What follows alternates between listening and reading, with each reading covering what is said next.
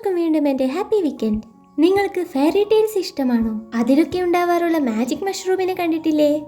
ഇനി ഒഴിഞ്ഞ ക്രീമിന്റെ ഡബ്ബ ഉപയോഗിച്ച് ഒരു കുഞ്ഞ് ഫെയറി ലാൻഡ് ഉണ്ടാക്കാം. ഒടുക്കം എന്താവുമെന്ന് ഒരു ഉറപ്പും പറയാൻ പറ്റില്ല. എങ്കിലും ഏറെ ഇഷ്ടപ്പെട്ട് ചെയ്യുന്ന ജോലിയായതുകൊണ്ട് ഇതിന്റെ ഔട്ട്പുട്ട് എന്തു തന്നെ ആയിരുന്നാലും അത് നല്ലതായിരിക്കുമെന്ന പ്രതീക്ഷയുണ്ട്.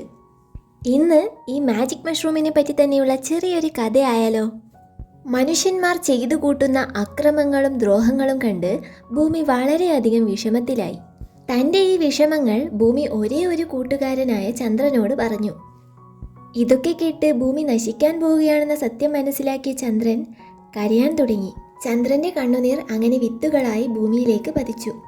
ഇത് മുളച്ച് ഭൂമി നിറയെ പല നിറത്തിലുള്ള മാജിക് മഷ്റൂമുകൾ ഉണ്ടായി.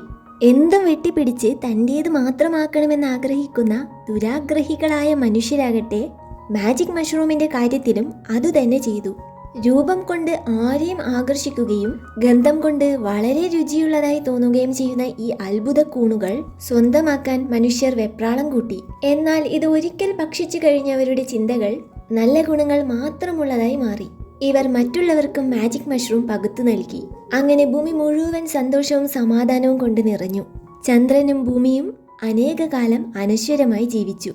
ഇതുപോലെ ഒരിക്കൽ ഈ ഭൂമിയിലും മാജിക് മഷ്റൂമുകൾ മുളയ്ക്കട്ടെ. ഇനി അടുത്ത വീക്കെൻഡിലെ പുതിയ വിശേഷങ്ങളുമായി വീണ്ടും ഞാൻ വരും.